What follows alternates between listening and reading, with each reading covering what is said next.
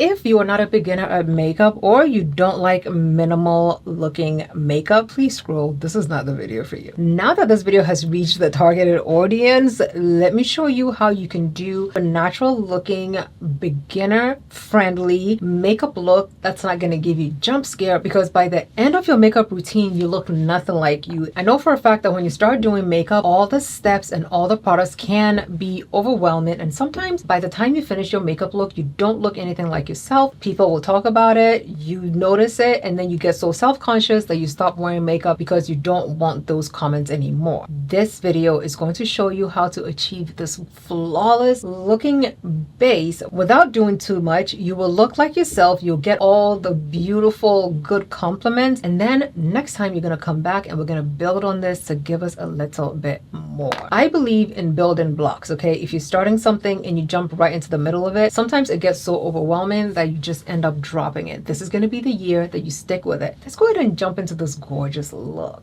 My skincare routine is done, but the very first step to any makeup routine is to make sure that your skin is moisturized. So I'm going to go in with a gel moisturizer. Now, gel moisturizers are the exact product that can give you a gorgeous looking makeup base without the fear of it interacting with any of the products you're going to put on. Always give your steps a second to settle in. 30 seconds to a minute is perfectly fine. That's going to help it absorb into your skin and do what it's supposed to do.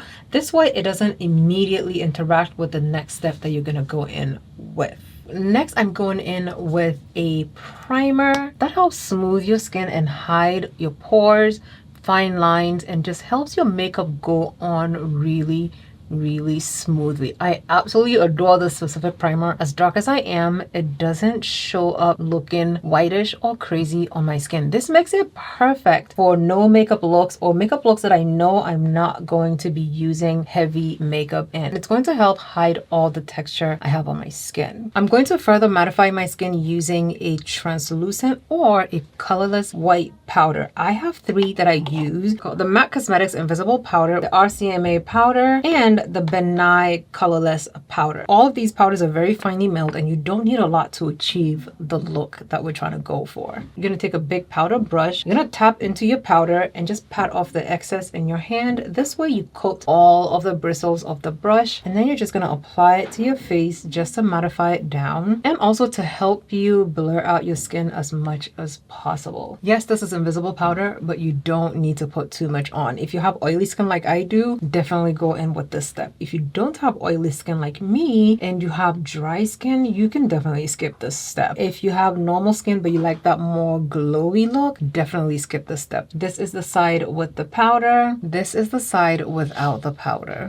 Which side looks blurrier? The powder? No powder. I am a big believer in skin tone complexion products. So I want to go in with a skin tone concealer shade to try to conceal these dark spots that I have on my face. So I'm putting a little bit of the concealer on the back of my hand. This is the Haus Labs concealer in the shade 54 Neutral Deep. I'm taking a blending brush and I'm going to just lightly blend it in. That way I can conceal that spot and essentially all the tiny spots I have on this side. This is the Haus Labs concealer in the shade 53 Neutral Deep. I'm taking a blending brush. This is for eyeshadow. You don't need a special brush to do this. I love brands that have skin tone shades in their concealer range because you know that you're going to be able to find something that works for you. I only put a tiny little bit on the back of my hand and I'm just using it to cover up all the spots on my skin that I feel like I want a little bit more coverage on. This is where we are. As you can see, the dark spots are covered. We need to give this a few seconds to a minute to dry down. In my last video, I tried the LYS Glow blushes and I said I was going to use this in a no makeup look. I'm taking the same brush we used to conceal our spots. I'm gonna go into this cream blush and just use it directly on my under eyes. This is going to help me conceal that tiny line and also the depth that you see on my under eyes. The shade on this is very light, but it is also glowy. It's gonna give me a nice glow to my under eyes without me needing to go in with concealer. This is what it's looking like. The under eyes with the color correcting blush, under eyes without the color correcting blush. Of course, because the blush has a slight pinkish hue to it, it's definitely going to hide that depth I have in the middle of my eyes, and it's also going to act as a slight highlighter for my skin. Or you can use a light orange shade on your under eyes if you are as deep as me. That orange shade will both act as a color corrector, and it also some way, somehow, I don't know, act like a concealer on the eyes. As you can see, both of my under eyes are concealed / corrected. It blends beautifully into the skin, and it just gives me a gorgeous glowy under eye. On the right side is the LYS Curvy Glowy Blush. On the left side is the LYS Elite Glowy Blush. These two blushes are very light on dark skin, but they do not come off as ashy, and because of that reason, I'm able to use it to highlight and conceal my under eyes without me looking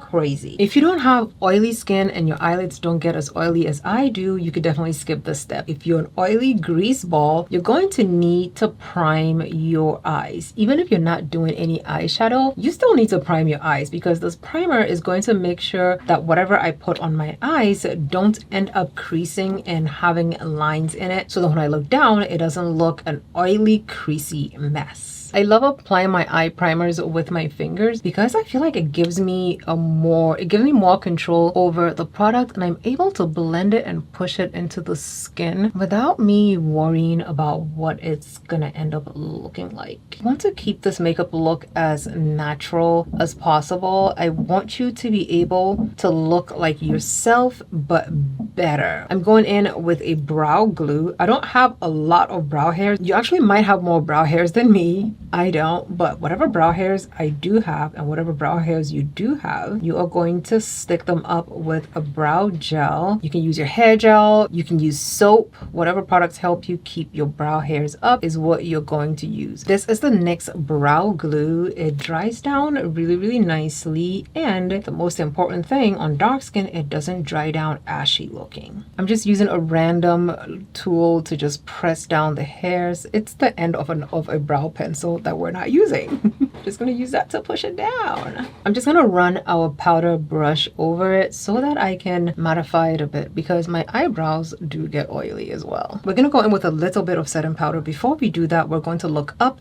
and make sure that we blend all of the lines on our under eyes before we set it. If we don't do that and we put powder on it, the lines are going to set in place and we're going to have a lot of creases on the under eyes. We don't want that. When I want to have as little product on my skin as possible, especially when it comes to powder, I like applying my powder with a brush. This is a very flowy brush. I like brushes that have a bit of a taper at the end, because when I'm using it to apply my powder, it's gonna fit exactly where I need it to fit. Because of how fluffy it is, I know that it's not gonna pick up and drop too much powder on my skin. This is all the powder I'm gonna start out with. If I need more, I'm gonna go in with more. I'm just gonna go in and coat my brush with it, as you can see, and then I'll pat off the excess, look up, and just set the under eyes ever so lightly. Next, you're gonna take your favorite finishing powder or your favorite pressed powder. Pick one that is mainly your skin tone, something that has a very light pigment to it, and you're just gonna pat it all over the rest of your face. This is gonna help even the skin tone some more.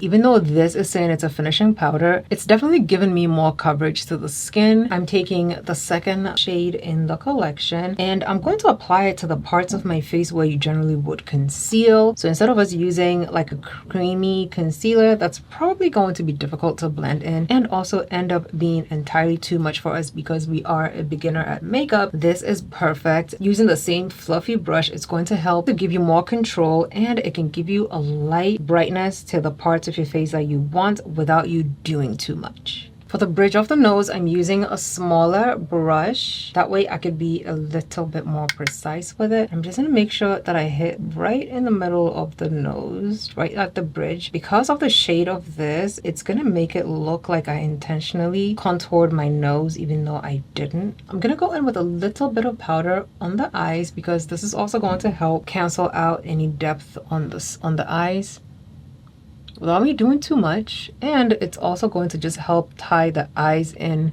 to the under eyes, and also the middle part of my face is going to look more uniform. This is where we are so far. Not too bad, not too bad. We need blush. Personally, I would love to go in with a powder blush. I feel like I get more control when I use powder blushes. Plus, I just love what they look like on the skin, and I don't have to worry about the powder blush just disappearing off. This is the Juvia's Place Volume 3 blush. I'm going in with a top one. It's gonna be a little bit more on the subtle side. And then if I need to intensify it, I could definitely go in and intensify it some more. But I like starting out with a deeper one before I go in and intensify it. There's no contouring today, so you don't have to worry about that. I'm using the blush on the major part of the cheek. This is going to help kind of sort of contour my face without me actually using contour. I also like applying blush to my hairline because it just gives me a more uniform look. Okay, this is what it's looking like. I like applying blush to my nose. You don't have to do it. I also like applying blush to my lips. Can I call this blush touring? Instead of using a contour, we're using a blush to kind of give the face some shape. Do you see how applying blush to the lips just gives the lips a little bit of a...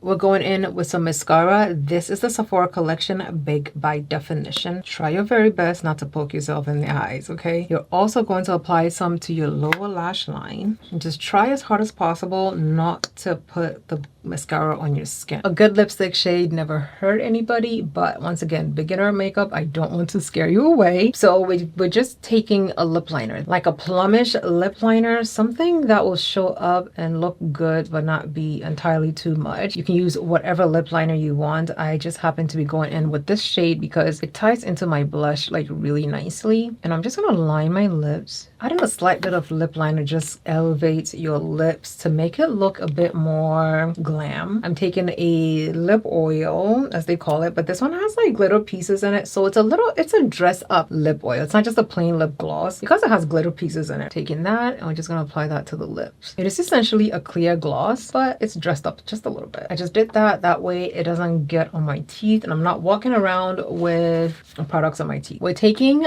a setting spray. I like using the Charlotte Tilbury or anything that is not mattifying. That can help me melt all the powders in first before I go in with the setting spray that has more powders in it. Because I have oily skin, it's gonna help my makeup stay matte a little bit longer. Make sure your hand is far away from you, and then you press and just let it rain down on your face.